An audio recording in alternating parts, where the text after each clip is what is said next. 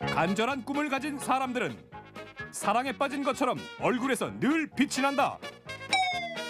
이루어서 행복해지는 것이 아니라 꿈과 비전을 가짐으로써 느끼는 행복. 지금 비전이라는 행복 바이러스의 놀라운 힘을 만나보자. 강헌구 교수의 지금 당신에겐 비전이 필요하다.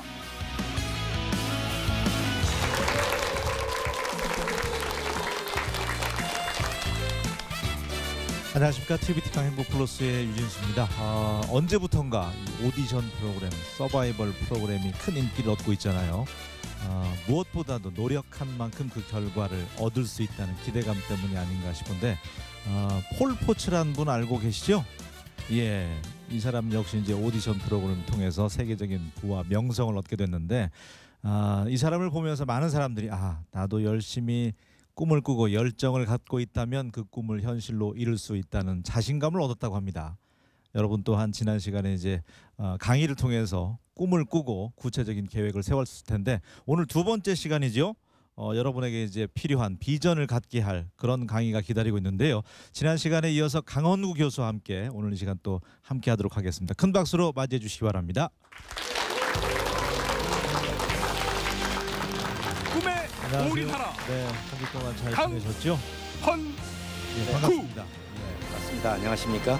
자, 지난 시간에 잠깐 요약하자면 저희가 이제 첫 번째 강의 때 글로 쓴 자신의 이제 구체적인 비전, 꿈이 있어야만 이제 그 꿈을 현실로 이룰 수 있다는 얘기를 했는데, 네. 하루에 15번씩 무엇이 됐건 간에 15번씩 꾸준히. 그런데 대개 이제 어느 정도 효과를 보기 위해서는 어느 정도 뭐 보편적인 진리라고 얘기를 했지만 누구에게나 적용되는, 네. 그렇다면 개인차는 있겠지만 어느 정도 시간이 지나가면 조금 느낌이 올까요? 감이. 최소한으로 쳐서 한 20일. 예? 그다음에 조금 좀 바람직하자면은 100일. 예. 100일. 그래서 6개월 이렇게 되면 이제 완전히 굳어진 습관이 되면 예, 원하는 것이 있으면은 쓰면 됩니다. 예. 키가 크고 싶으면 나는 키가 189cm다 이렇게 쓰면 됩니다. 실제로 그렇게 쓴 초등학생도 있었습니다. 네. 그 사례가. 네, 있죠. 예. 예. 그런데 중간에 또 위기가 올 수도 있어요. 될까 하고 이 불신이 생겨가지고 오늘 하루 또 안 쓰고 내일 2번 더 쓰지 뭐 이렇게 하면 그거는 또 올바른 방법이 아니죠. 네, 그렇습니다. 어제 안 했더라도 오늘 하면 됩니다. 예. 그리고 이 꿈이라는 게 또 그렇더라고요. 꿈이라고 하는 것이 먼 훗날에 그 꿈이 이루어져서 행복해지는 것이 아니고, 먼 훗날에 이루어질 그 꿈을 가지고 지금 흥분하는 내가 행복하더라고요. 네. 그걸 그리고 매일매일 적으면서 여기에서 자신감이 또 비롯되는 거 아닐까요? 그렇습니다. 예. 지난번에 또 우리 강헌구 교수께서 직접 적었던 거, 매일 15번씩 구체적인 꿈을 적었던 게 8년치 묶어놓은 책 같은 그걸 또 가져오셔서 보여주셨는데, 다시 한번 여러분께서 시도해 보셨으면 좋겠고요. 자, 오늘 이제 마지막 시간입니다. 네. 오늘은 이제 어떤 내용 또 구체적으로 들려주실 건지요? 네, 지금 우리 사회가 굉장히 격변기에 있습니다. 어떤 사람은 100세 시대가 왔다 그러고, 또 어떤 책 제목에 보니까 아프니까 청춘이다 이런 것도 있고, 또 지금은 자기 혁명이 필요한 이런 때다. 뭐 여러 가지 진단이 나오고 있습니다만, 제가 볼 땐 뭐니 해도 지금 우리에게 필요한 것은 비전인 것 같습니다. 비전. 그래서 오늘 제목은 지금 당신에겐 비전이 필요하다가 되겠습니다. 네, 자, 두 번째 강의입니다. 큰 박수로 청해 듣도록 하겠습니다.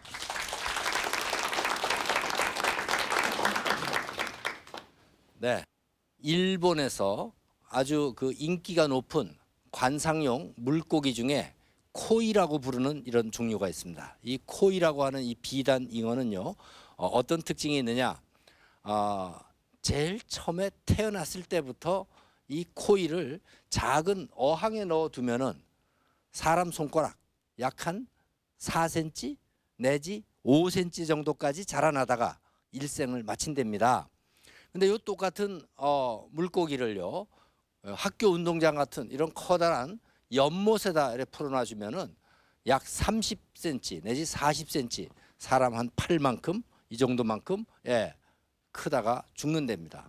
근데 이 똑같은 물고기를요, 한강이나 낙동강 같은 이런 큰 강에다 풀어놓으면 무려 1m 20cm까지도 클 수가 있다는 겁니다.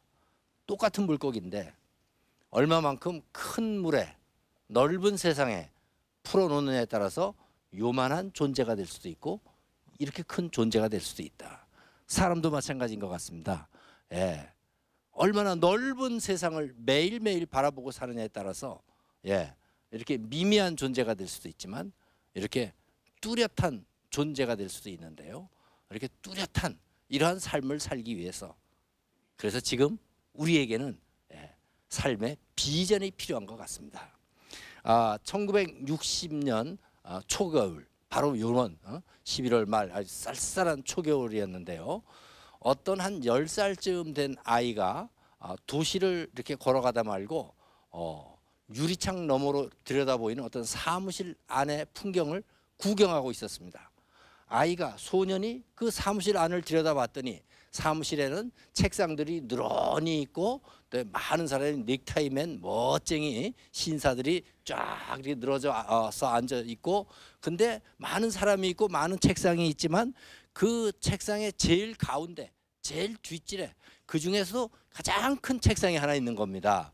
근데 그 책상에 앉아 있는 그 아저씨가 딱 앉아 있는 이렇게 보니까 그 책상 그 주변에 보니까 그냥 그 무슨 신문지 이런 글자들이 막 검은 글자들이 이렇게 박힌 종이들이 쫙 늘어져 있고 막 어지럽지만은 뭐가 이렇게 막 부산스러운 게 하여간 뭔지는 몰라도 매우 바쁘고 부산스럽고 그러지만 그 돌아가는 상황이 뭔가 힘이 느껴지는 힘이 있는 이런 느낌이 있습니다. 근데 계속 들여다보니까요 이 아저씨가 이렇게 신호를 보내니까 저쪽에 앉아있던 멋쟁이 넥타이맨 신사들이 대여섯 명이 우르르 몰려와 갖고 이 아저씨 책상 주변에 빙 둘러쓰는 겁니다. 이 아저씨가 뭔가를 이야기하기 시작하니까 거기 둘러쓴 아저씨들이 수첩을 꺼내 갖고 저 아저씨의 말을 막 이렇게 받아줬고 고개를 끄덕고 질문을 하고 그리고 또 대답을 해주면 또 받아줬고 이러더니 급히 어디론가 막 뛰어가는 겁니다.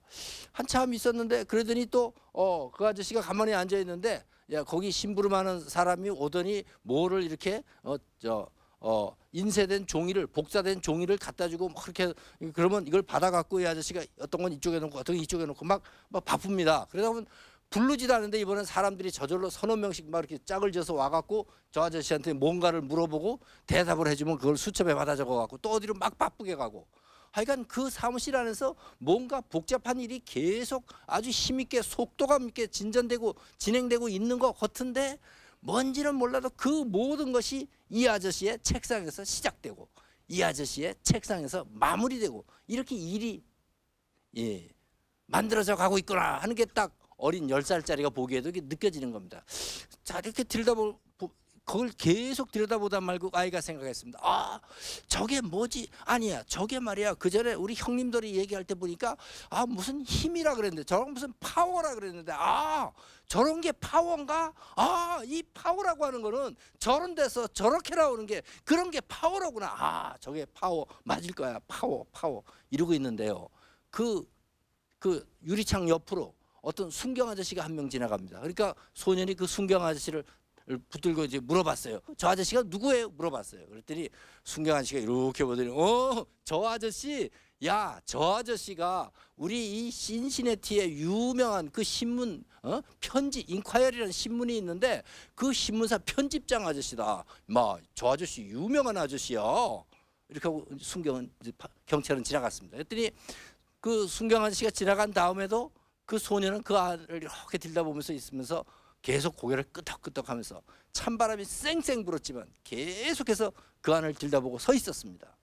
그리고 소년은 그날 밤에 밤늦게까지 앉아서 뭔가를 골똘히 생각했습니다. 그리고 그 이튿날부터 이 소년의 걸음 걷는 자세가 달라졌습니다. 눈빛이 달라졌습니다. 얼굴 표정이 달라졌습니다. 그리고 뭔가 생각하는 모습이 되었습니다. 결국은 30년이 지났을 때는요. 그 소년이 자라서 그 신문사의 편집장이 됐습니다. 그 신문사의 사장이 됐습니다. 이 소년의 이름이 로저 파거라 그랬는데요. 그날 유리창 너머로 들여다본 그 편집장 아저씨의 그 모습이 이 소년의 운명이 되었습니다. 그런 한 폭의 그림을 우리는 비전이라고 부르죠. 비전. 뉴욕에 가면요. 플래닛 헐리우드라고 하는 유명한 레스토랑이 있었습니다. 뉴욕에 있는 그 식당 레스토랑인데요. 제목이 헐리우드입니다. 왜 헐리우드냐? 그 식당 안에 들어가면 헐리우드의 분위기를 느낀다. 그래서 막 사방 이런 벽에 보면 헐리우드 무슨 스타들의 물건들을 사진들을 쫙 이렇게 해서 완전히 헐리우드 분위기랍니다. 그 안에 들어가면. 근데 거기에 이렇게 전시되어 있는 여러 가지 물건 중에 여기 지금 화면에 있는 이 연기자가 만년필로 직접 쓴 요만한 편지 한 장이 그 레스토랑 벽에 걸려 있은 적이 있다 그럽니다. 근데 그 편지에 읽어보면 이렇게 써 있답니다. 예. 브루스 리에게 오늘은 1969년 1월인데 지금부터 10년 후에는 이 헐리우드 이 영화 미국 이 헐리우드 이쪽에는 말이지 이 중국 아시아를 배경으로 하는 저런 쿵후 영화의 열풍이 지금부터 10년 내로 한 번은 이 헐리우드를 휩쓸고 지나가게 될 텐데 그런 날은 틀림없이 한 번은 딱 오게 돼 있는데 근데 그런 날이 오기만 한다 그러면 그런 종류의 영화의 최고의 캐릭터 최고의 연기자 그는 바로 브루스 리 자네가 될 것이네 이렇게 써 있답니다. 그게 그 편지가 그 레스토랑에 걸려 있었는데요. 근데 알고 보니까요. 그 편지는 누가 쓴 것이냐? 그 편지는 브루스 리 자기가 써가지고 그죠? 그 편지를 써고 우체국에 가서 지네 집으로 딱 붙여놓고는 집에 와서 기다린 거예요. 그러니까 우체부가 편지를 가져오잖아요. 그죠? 그러니까 편지를 따고 편지요 하고 갖다 주니까 웬 편지가 나왔어? 지가 붙여놓고 그죠? 그러지만 브루스 리는 그 편지를 딱 받아갖고 10번, 20번, 50번, 100번 읽었습니다. 그리고 그 편지를 주머니에 넣고 다녔습니다. 그리고 살다가 앞이 잘 보이지 않을 때 갈래길이 나올 때 그리고 마음이 흔들릴 때 이럴 때마다 그 편지를 꺼내서 그걸 또 10번, 20번, 50번, 100번 읽으면서 그러면서 이 흔들리는 마음을 추스르고 선택을 바르게 해가지고 자기의 힘으로 자기의 목표 지점까지 성공적으로 잘 이끌어 갔었다 하는 그런 이야기를 제가 어떤 책에다가 소개한 적이 있는데요. 브루스 리가 자기에게 보내는 그 편지를 쓰면서 편지 쓰는 그 순간에 브루스 리의 머릿속에 스쳐갔던 많은 그림들이 있었을 겁니다. 자기의 운명에 관한 그림 그런 것을 비전이라고 말하죠. 과연 비전이라고 하는 건 뭐냐? 이 아이는 10살 된 흑인 소녀입니다. 근데 하루는 자기 아빠의 손잡고 아빠하고 같이 백악관 미국 대통령 그 관저 백악관 거길 갔습니다. 백악관 구경 갔어요. 그래서 백악관 뜰에서 백악관을 다 밖에서 다 구경하고 이제 안으로 들어갈 차례가 됐어요.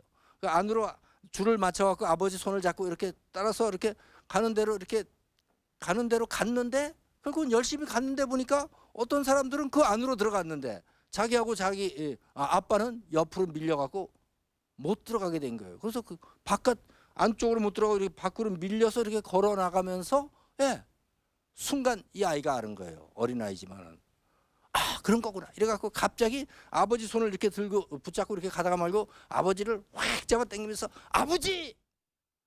우리가 지금 이 안으로 못 들어가는 거는 우리가 얼굴이 검어서 그런 거잖아. 아버지가 아무 말 못 하잖아요. 그것도 아버지 너무 슬퍼하지 마세요. 내가 저 안에 들어가 살을게요. 그렇게 말하고 약 20년 지났는데요. 그 소녀가 자라서 이 여인이 됐습니다. 그래가지고 그 옆에는 국방장관이 서 있고 대통령이 서 있고 합참의장이 서 있잖아요. 그죠? 사람들은 그 여인이 언젠가는 한 번은 그 나라의 대통령이 될 수도 있다 이렇게 예상하는 사람이 많죠. 비전이라고 하는 것은 뭐냐? 마음의 눈으로 보는 그림입니다. 본질적으로 비전은 그림이에요. 그림은 그림인데 이 그림은요 어떠한 눈으로 보느냐? 이 안경 쓰는 이 육안으로는 보이지 않는 그림입니다. 비전이라는 그림은 사람은 눈이 몇 가지가 있어요. 안경 쓰는 눈 육안이 있잖아요. 또 뭐죠? 머릿속에 들어있는 지식으로 사물을 세상을 보잖아요. 지식의 눈 지안이 있어요. 그리고 가슴으로 세상을 봅니다. 마음으로. 그죠? 시만이 있습니다. 그리고 영적 해안으로 세상을 보거든요. 예, 비전이라고 하는 것은 그림인데 이 그림은 육안, 지안을 넘어서 마음의 눈, 예, 그 초자연적인 해안으로 보는, 예, 하여간 마음의 눈으로 보는 그림, 이걸 비전이에요. 본질적으로 마음의 눈으로 보는 그림을 비전이라고 하는데 이 비전이라고 하는 그림은 무엇을 그리는 그림이냐? 예, 비전이라고 하는 그림은 운명을 그리는 그림입니다. 예, 1945년 황해도 지역에서 있었던 일인데요. 어떤 고등학교에서 학생들에 대한 소지품 검사가 있었습니다. 그랬더니 두 명의 학생의 책가방에서 성경책이 발견됐는데요. 그 황해도 지역이기 때문에 1945년 그래서 하여간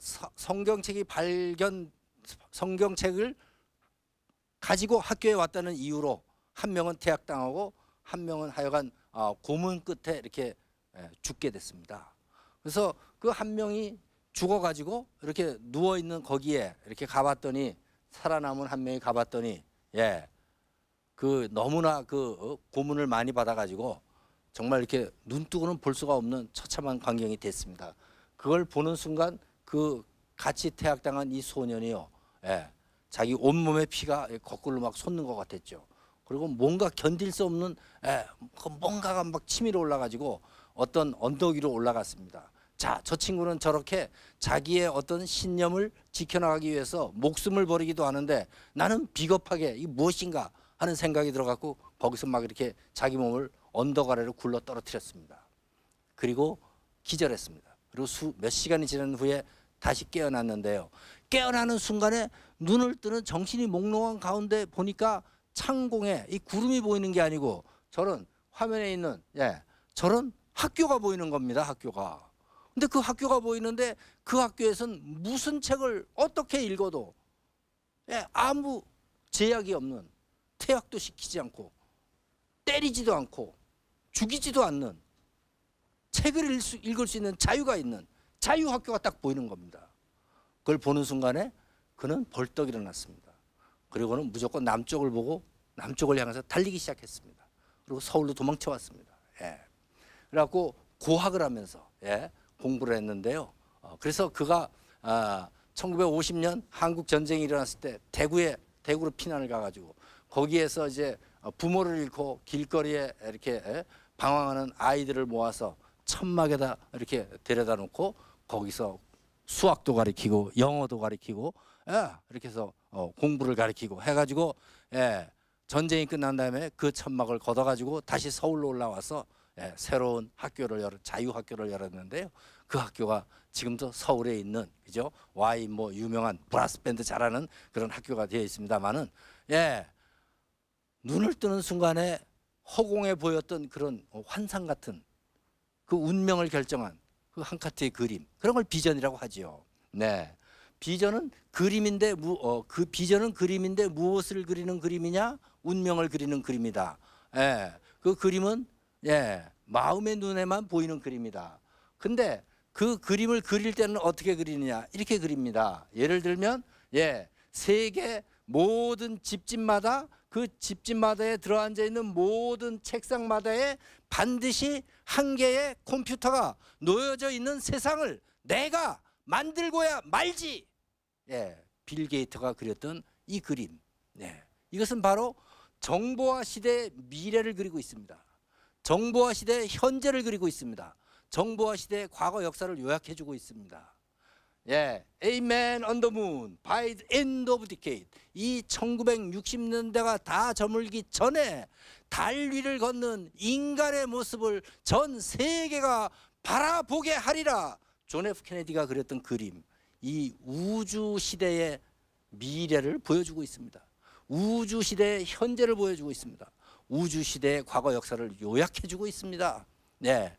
비전이라고 하는 것은 그림이다. 무엇을 그리는 그림이냐? 운명을 그리는 그림이다. 어떻게 그리냐? 미래와 현재와 과거가 동시에 입체적으로 다 보이게 이렇게 그리는 그림이다. 그런데 그 그림에는 비전이라고 하는 그림에는 뭐가 특징이냐? 한 가지 특징이 있는데 여러분 혹시 적과 꿀이 흐르는 약속의 땅이다 이런 말을 많이 들어보셨죠? 예, 그 적과 꿀이 흐르는 약속의 땅에 내가 한번 들어가만 볼 수만 있다면, 내가 그 적과 꿀이 흐르는 그 약속의 땅에 들어가서 내가 마음대로 돌아다니면서 내가 6개월만 살 수 있다면, 내가 1년만 거기서 살아볼 수 있다면, 이까짓거 내가 한쪽 팔을 잃은들 어쩌리, 내가 한쪽 눈을 내가 잃은들 어떠리. 그래도 나는 이것을 버리고 그 안에 들어가서 1년 동안 자유롭게 이 적과 꿀이 흐르는 약속의 땅에서 한번 살아보고 싶다. 나는 그렇게 하고 말지. 결코 나는 그렇게 하리라. 갈망, 결단, 이런 것이 배어 나오는 이런 운명적인 한 카트의 그림을 우리는 비전이라 그러죠. 비전에는 5가지 속성이 있는데 마지막으로 한 가지 특징이 더 있습니다. 여기 보이는 이 아이는 14살입니다. 이 아이의 아버지는 흑인 노예입니다. 이 아이의 어머니도 흑인 노예입니다. 그럼 이 아이가 뭐라는 건 여러분들 다 알겠죠. 하루는 이 소녀가 그죠? 그 백인의 거실에, 주인의 거실에 들어가서 청소를 하려고, 정리를 하려고 들어갔는데, 평소에는 탁자 위에 이렇게 가지런히 놓여있던 이 책이 바닥에 떨어져 있는 거예요. 그래서 들어가다 말고 이 책이 왜 바닥에 떨어져 있지? 그래갖고 그 책을 이제 정리하기 위해서 집어가지고 책상 위에 이렇게 올려놓으려고 책을 들고 허리를 딱 피는 순간인데요, 저 등 뒤에서요, 내려놔 임마! 글자도 모르는 놈이 왜 책을 만져? 이러는 소리가 귀를 딱 때리는 거예요. 그 소리를 듣는 순간 이 소녀가 자기도 모르게 그냥 털썩 주저앉았습니다. 그리고 아무도 설명해 주지 않았습니다. 그렇지만 그 소녀는 아주 직감적으로 알 수가 있었습니다. 바로 이거구나. 이 백인 애들하고 이 흑인 애들을 전혀 다른 종류의 인간으로 확 구별지게 하는 게 바로 이거구나. 글자. 이거 글자를 배워야 되는 거구나. 글자를. 가슴을 쳤습니다. 그리고 그날 저녁에 벌떡 일어났습니다. 그리고 야학을 향해 걸어갔습니다. 거기서 알파벳을 배웠습니다. 그리고 덴버시라는 곳으로 갔습니다. 거기서 야간 중고등학교 과정을 마쳤습니다. 그리고 시카고로 갔습니다. 그래서 거기서 무디 바이블 스쿨이라는 데 거길 갔습니다. 그래가지고 거기를 졸업하고 그 미국 감리교회 목사 자격증을, 그러니까 목사의 자격증이 있다는 건 교사의 자격증이 있다는 말과 같은 말이 됐죠. 그래갖고 프로리다로 갔습니다. 거기서 작은 교실을 열었는데요, 제일 처음에는 흑인 소녀 5명을 모아놓고 ABCD 알파벳을 가르쳤지만 그 학교는 지금 플로리다의 유명한 베춘 쿵먼 대학이 됐는데요, 이 소녀는 그 대학의 총장이 됐습니다. 그 총장님은 결국은 우드로 윌슨, 휴버트 후보, 해리 트루먼, 이런 역대 4명의 미국 대통령들로부터요 대통령 특별자문위원으로 초빙되기도 했습니다.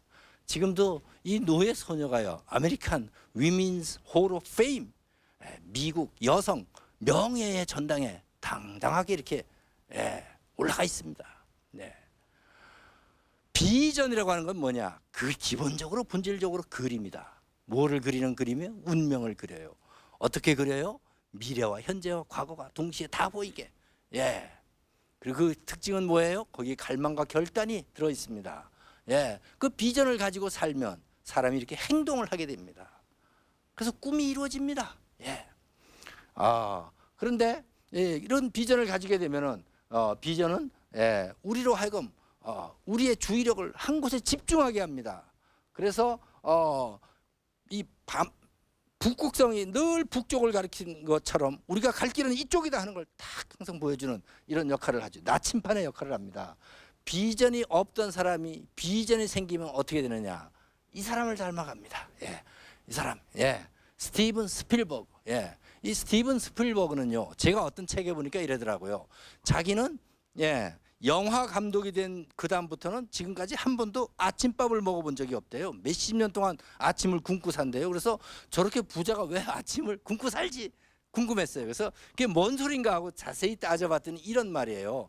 자기는 영화 감독이 돼 갖고요, 배우들과 스태프들을 이렇게 여럿을 모이게 하고 촬영장에서 아침부터 저녁까지 스탠바이 큐 열심히 이제 촬영을 하고 있는데, 이게 오후에 한 4시, 5시 넘어가기 시작하면요, 배우들이 저녁 데이트 약속이 많잖아요. 저녁 약속이, 그죠? 약속이 많으니까 그 중에 특히 이제 인기 배우, 이제 권위 있는 스타, 뭐 주연급 이런 사람들은 요 신출내기 감독을 이제 뭐 그렇게 무서워하지 않잖아요. 그러니까 와서 아유 감독님 나 오늘 약속이 많은데 여기까지만 하고 내일 또 합시다. 예, 내일 해요. 그리고 가버려 그냥 일방적으로.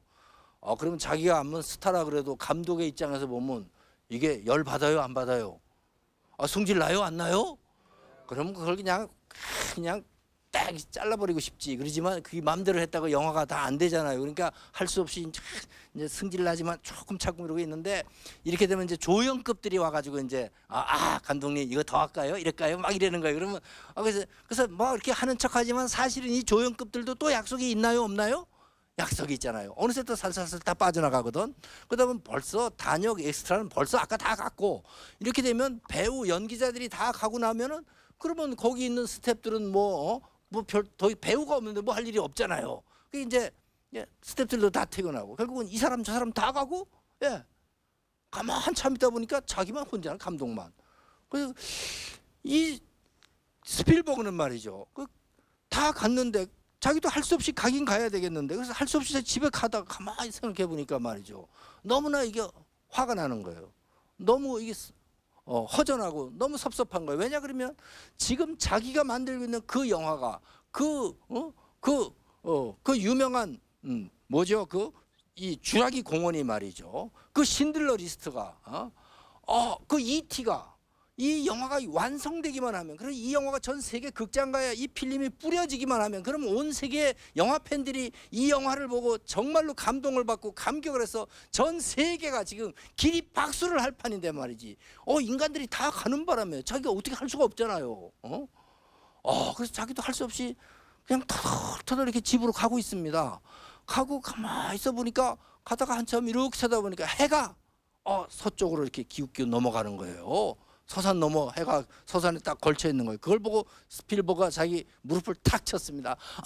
그렇게 된 거구나. 이게 이 인간들이 사람들이 무슨 일을 하다 말고 그냥 다 집으로 가버린 거는 이 사람들이 인간성이 잘못된 게 아니고 저는 뭐 태양의 잘못이구나. 왜냐하면 저는 뭐 태양이 서산으로 기울지를 말고 지금도 중천에 그냥 떠 있으면 이 인간들이 집에를 갔어요 못 갔어요? 그럼 지금도 영화를 만들어요 안 만들어요? 그럼 스필버그가 더 이상 작업을 못하게 된 건 인간성의 문제예요? 태양의 문제예요? 태양의 문제지. 그러니까 스필버그는 세계에서 제일 슬픈 일은 해 넘어가는 거다 이거지. 이놈 해가 안 넘어가야 되는데 해가 넘어가는 바람에 더 이상 뭘 어떻게 할 수가 없잖아요. 그러지만 그렇게 되니까 스필버그는 해가 넘어간 바로 그 순간부터 그 다음날 아침에 다시 해가 뜰 때까지 얼마나 안타깝게 간절히 해가 다시 뜨기만을 기다리고 또 기다립니다. 이렇게 열심히 기다려갖고 드디어 아침이 오고 드디어 해가 다시 뜨면은 그때부터 스필버그는 이야 해가 다시 떴구나. 이렇게 되면 배우들이 다시 나오겠구나. 스태프들이 다시 준비를 해갖고 다시 드디어 이 대망의 신들러 리스트 이 작품이 완성되겠구나. 이 생각을 하니까 해만 뜨기 시작하면 그때부터 스필버그는 너무나 가슴이 이게 막 벌렁벌렁 막 둥둥둥둥둥둥 가슴이 너무 울리는 거예요. 너무 흥분돼 너무 떨리는 거예요. 손발이 부르르 떨려. 그래서 무엇을 집어 먹는다는 것은 상상을 할 수가 없다. 물도 한 모금 마실 수가 없다. 그러지만 나는 기운이 딸려 뭔 일을 못 해본 적은 한 번도 없다. 이렇게 영화를 만듭니다. 그죠? 이렇게 말하자면 신들려서 영화를 만드는 거죠. 그래서 그 영화 제목이 신들린 리스트잖아요. 그죠? 그래서 근데 제가 이 신들러 리스트 이 얘기를 했는데 그죠? 사실은 이런 사람을 우리 한국말로는 저걸 뭐라 그러면 미쳤다 그래요. 그렇게 사는 사람을 저런 사람을 미친놈이라 그래요. 그죠? 근데 이렇게 미쳐서 영화를 만들기 때문에 그 힘이 그 영화의 힘이 전 세계에 이렇게 미치고 있습니다만 이왕 미친놈 얘기가 나왔으니까 얘긴데요. 미친놈 중에도 이 상중하가 있어요. 그죠? 그 중에 진짜 상 미친놈이 나왔어요. 내 친구인데요. 내 친구는 나하고 이제 새벽마다 이제 이렇게 동네 약수터에 자주 갑니다. 약수터에 가면 사람들이 참 많이 모이잖아요, 새벽에. 그래서 약수터에 가서 물만 먹으면 원래 미친놈이기 때문에 이게 발작이 일어나요. 거기서 갑자기 발작을 일어나는데 물을 딱 마시면 어떻게 하느냐 이러는 거예요. 갑자기 16325 16325 이러고 서 있어요. 그래서 야 그게 그러면 사람들이 이따 막 갑자기 막 163 막 큰 소리를 외치니까 전부 구경거리나 안 내고 다 이렇게 쳐다봐요. 웬 미친놈이 왔나 이러고 쳐다보잖아요. 근데 그 사람들이 그 내 친구만 쳐다봐요. 그 옆에 있는 나까지 도매금으로 쳐다보죠. 예. 그래서 내가 그놈을 이렇게 데려다가 친구를 보고 이 바위 뒤로 데리고 가서 자, 너는 16325가 도무지 뭔데 그걸 그래 소리를 빽빽 질러갖고 나까지 한꺼번에 망신을 주냐? 16325가 뭐냐? 그랬더니 그 친구가 그러는 거예요. 내가 10이라고 하는 거는 내가 오늘 여기서 물 먹고 이 산에서 내려가면 내 친구 10명에게 전화를 걸 것이다. 10. 그렇게 되면 내가 오늘 중으로 6명을 만나게 된다. 6. 6명을 만나면 하루에 3명씩 가입을 시킨다. 무슨 가입을 시키냐? 자원봉사, 회원 가입을 시킨대 자원. 그 무슨 네가 3명씩이나 모아서 매일 3명을 모아서 뭐 하는데? 그러면 그 중에 한 달에 25명씩 자원봉사단을 조직한다. 자원봉사단을 조직해서 뭐 하는데? 물어봤더니 25명씩 1년 동안만 모으면 300명이 된대요. 그 300명만 있으면 자기는 무슨 도의원 당선되는 데는 전혀 지장이 없더래요. 그래고 자기는 16325래요. 그래서 아무 데나 대고 그냥 16325 이러고 돌아다녀요. 그죠? 그러니까 그 사람이 많아도 뭐 이미 그렇게 되니까 그죠? 그래요. 완전히 맛이 갔습니다. 그죠? 정신이 완전히 미쳤다 그러죠. 근데 미친 놈은 멀쩡한 사람이 보지 못하는 걸 보더라고요. 그죠? 미치면요. 멀쩡한 사람이 냄새 맡지 못하는 걸 냄새 맡아요. 그죠? 미치면 멀쩡한 사람이 듣지 못하는 소리를 들어요. 그죠? 미치면요. 멀쩡한 사람들이 안 된다고 생각하는 걸 된다고 생각하거든요. 그리고 이렇게 하면 되잖아 하고 딱 보여줘요. 이게 미친놈의 힘이에요. 그죠? 그러니까 사람이 미치면 미치고 안 미치면 못 미치는 겁니다. 미치면 그죠? 그 힘이 온 데까지 다 미치지만 그렇죠? 그래서 여기 뭐 이렇게 아기 엄마가 있지만요. 이 아기 엄마 만약에 이 아기가 열이 39도 40도 오르락 내리락 하게 되면 아기 엄마 팔팔 뛰어요 안 뛰어요? 미쳐요 안 미쳐요? 이렇게 미쳤을 때는요. 아기 엄마는 자기 입술을 아기 뺨에다 대보면요. 그 체온이 체온이 1000분의 4도 250분지 1도가 지금 올랐는지 내렸는지를 이걸로 알 수가 있다는 거예요. 저 앞에 한 20m 30m 앞에 이렇게 보니까 4살짜리 아들이 발 한쪽이 무슨 티코 자동차 바퀴에 이렇게 깔려 가지고 막 울고 있으면 이거를 딱 보는 순간에 애기 엄마 미쳐요 안 미쳐요? 뛰어가요 걸어가요 날아가요? 가서 번쩍 들면 발 빠져요 안 빠져요? 빠져요. 근데 남의 아들이면 안 빠져요. 안 미치거든요. 그래서 사람이요 미치면 사람 속에 있는 이런 엄청난 잠재력이 다 밖으로 튀어나옵니다. 그래갖고 도저히 미치지 않으면 상상도 할 수 없는 멀쩡한 사람은 도저히 흉내를 낼 수 없는 그런 냄새를 맡고 그런 소리를 듣고 그런 생각을 하게 되는 거죠. 그래서 탁월한 리더십을 출중한 능력을 발휘하게 되는 거거든요. 사람이 비전을 가지면요. 아까 제가 말씀드린 그런 5가지 속성을 잘 갖춘 이런 비전을 가지면 사람이 이렇게 자기 안에 있는 모든 잠재력을 다 폭발시켜가지고 이렇게 자기의 꿈을 이룰 수 있게 이렇게 됩니다. 이 비전을 가지면요. 그런데 그런 비전이 있는 사람이 어떻게 하면은 보통 사람이 어떻게 하면 그런 비전을 찾을 수 있을까요? 나의 비전을 내가 어디가 찾을 수 있느냐? 그런 속성을 가진 그런 엄청난 능력을 발휘케 하는 이런 비전을 가진 사람이 되려면 그 비전을 발견해야 되는데 어떻게 하면 비전을 발견할 수 있는가? 첫째는 자기의 신체적, 환경적인 그런 곳에서 그것을 단서를 찾을 수가 있습니다. 이 사람은요 어렸을 때 어머니를 위해서 크리스마스 선물로 초록색 양말을 사다 드렸거든요. 근데 어머니는 화를 냅니다. 내가 언제 빨간 양말을 좋아한다 그랬니? 나는 파란 양말을 좋아하는데. 엄마 이거 파란 양말이잖아.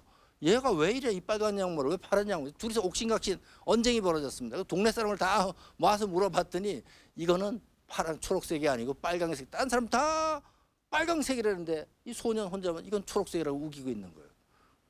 알아챘습니다. 내 눈이 뭐가 문제가 있구나. 그날부터 그것을 연구하기 시작했습니다. 내 눈은 왜 이럴까? 수십 년 연구 끝에 그는 생명에 관한 연구라는 논문을 발표하게 됐고 그 후로 생명이란 말을 영어로 돌터니즘이라 그러는데요. 이 사람의 이름이죠. 그게 돌턴. 자기의 신체적 환경적 특징에서 사람은 비전을 발견할 수 있습니다. 또 비전을 어디서 찾을 수 있냐? 자기 안에 있는 재능과 소질에서 그걸 찾을 수 있습니다. 제니 리라고 하는 이 여인은요, 그 포켓볼 그 당구고 큐대를 딱 잡는 순간에 자기도 설명할 수 없는 부르르 떨리는 무슨 전기가 오는 것 같은 이런 느낌을 받았다 그럽니다. 왜 그러냐? 자기 안에 있는 정말 미처 생각하지 못했던 재능과 소질이 그 안에 있었던 거죠. 짧은 시간 안에 세계 챔피언이 되기도 했습니다만은, 또 비전을 어떻게 하면 발견되냐? 자기가 가진 가치관, 신념, 소명의식 그런 것이 피터 드라크는요, 사실은 런던에 있는 은행에 계속 근무했으면 100만 장자가 뭐 되는 건 그건 시간 문제였습니다.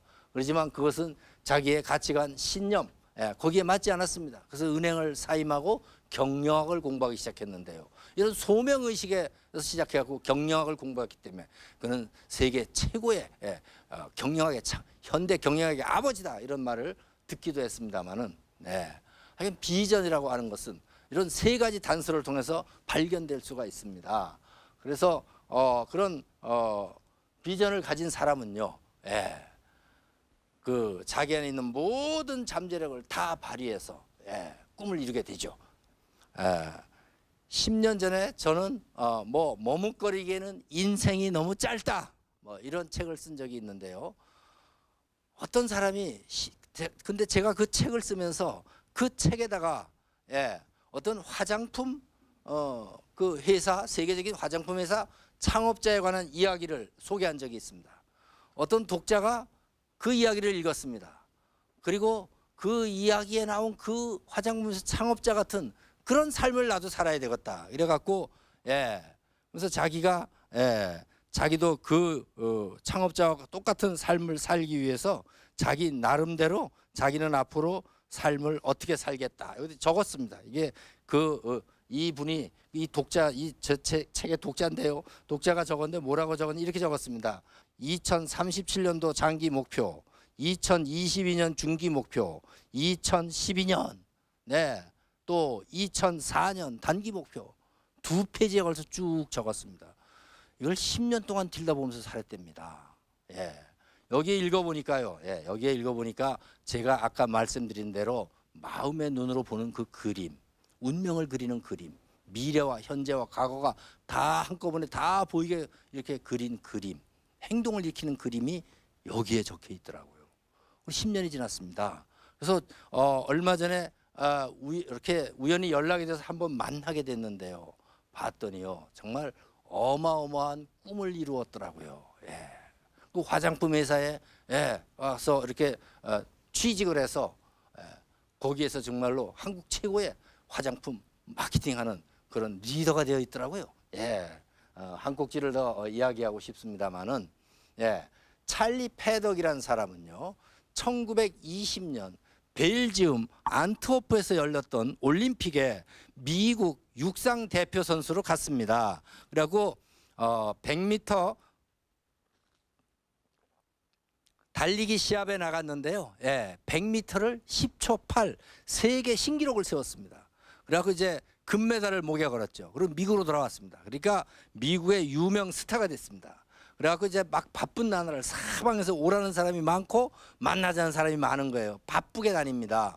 근데 그런 와중에 자기가 다니던 고등학교 모교에서 연락이 왔어요. 선배님, 모교에도 한번 들려서 후배들에게 좋은 말 특강을 한번 해주세요. 그래갖고 이제 갔습니다. 갔더니 모교의 후배들이 강당에 가득히 모였습니다. 이 사람이 입을 열어 강의를 시작했습니다. 이렇게 말했습니다. 친애하는 후배 소년 소녀 여러분, 나는 여러분 같은 소년의 때부터 사람들이 입만 벌리면 꿈의 무대 이렇게 말하는 저 올림픽 꿈의 무대에 가서 내가 만약에 금메달을 목에 걸면 나의 이름이 전 세계에 다 알려지는 건 물론이고, 더 크게 보면 우리의 모교 이 크리브랜드 고등학교의 이름이 전 세계에 다 알려지고, 더 크게는 우리의 조국의 명예가 세계 만방에 높이 올라갈 것이다 하는 이런 찬란한 꿈을 나는 품고 살았습니다.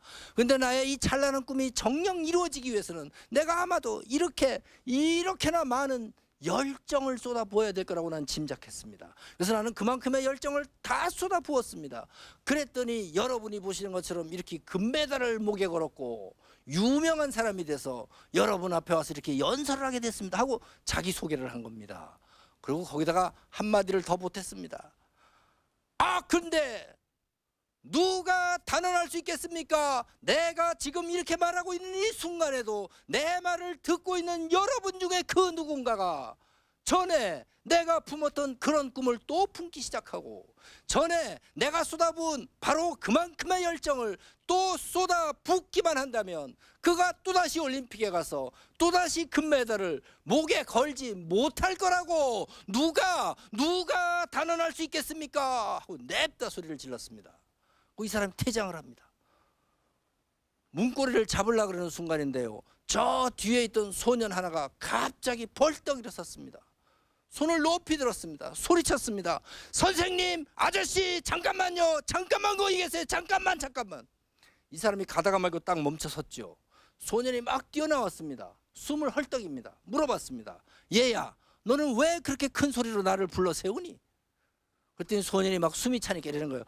근데요, 선생님, 아저씨가요, 아까 갑자기 막 크게 말하기 시작하니까요, 제가 저도 모르게 이 가슴 여기가 저절로 막 쿵쿵쿵쿵 울리는 것 같고요, 무슨 방맹이 같은 여기를 막 때리는 것 같고, 머리는 띵해지고 온몸에 살갗은 쭈뼛쭈뼛 내가 자꾸만 이상해지려고 그런 것 같은데요. 근데 아저씨, 선생님, 제가요 지금부터 그런 꿈을 또 품어도 되겠습니까? 이러는 겁니다. 찰리 패드기 그 아이를 물끄러미 들여다봅니다. 한참 있다가 어깨를 툭툭 쳤습니다. 그래, 얘야, 너는 할 수 있을 것 같구나. 너는 아이들이 수백 명이 다 쳐다보는데 거기서 손을 높이 들어갖고 선생님, 아저씨 소리를 빽 질러가지고 네가 나를 여기다 이렇게 멈춰서게 만들었다면, 얘야, 너는 용기가 있는 아이 같구나. 너처럼 용기 있는 아이라면 이까지 건 해치워도 남겠다. 넌 할 수 있다. 격려했습니다. 그리고 세월이 흘렀습니다. 1936년 베를린 올림픽이 열렸는데요, 그 아이가 미국 육상대표 선수가 돼갖고 그 베를린 올림픽에 가서 100m 달리기 시합에 또 나갔습니다. 100m를 10초 3 새로운 세계 신기록을 세웠습니다. 100m, 200m, 400계주, 넓이뛰기 올림픽 4관왕이 됐습니다. 미국의 영웅이 됐습니다.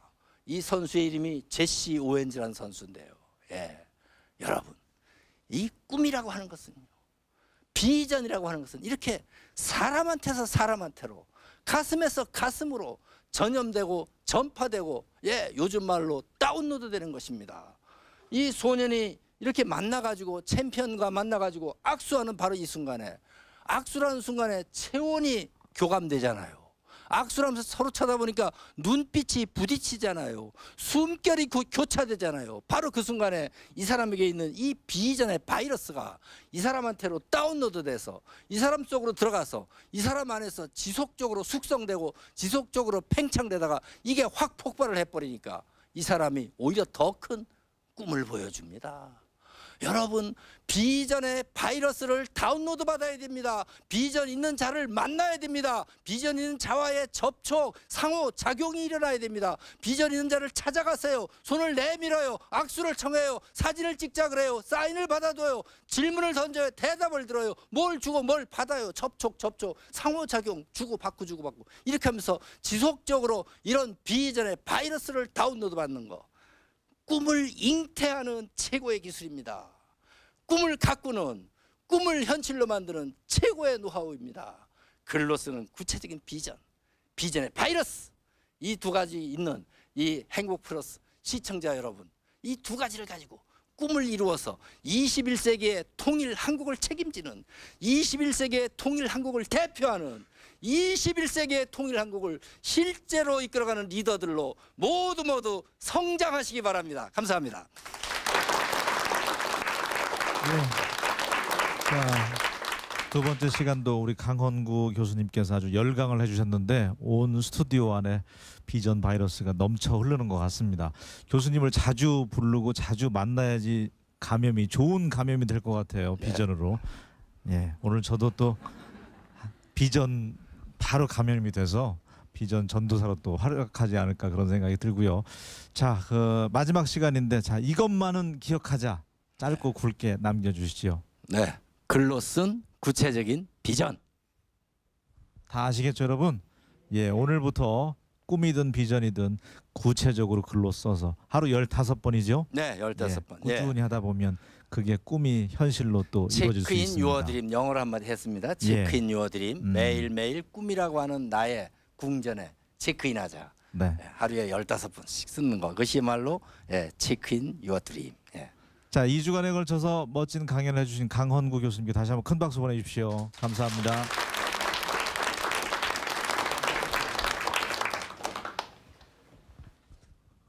여러분이나 저나 뭐 텔레비전 시청하시는 모든 분들 개인마다 한 분 한 분 귀하지 않은 분이 없죠. 자존감을 좀 가지시고 큰 꿈을 가슴속에 품을 수 있었으면 좋겠습니다. 저희는 다음 주부터는요 새로운 또 내용으로 여러분과 함께 하도록 하겠습니다. 감사합니다.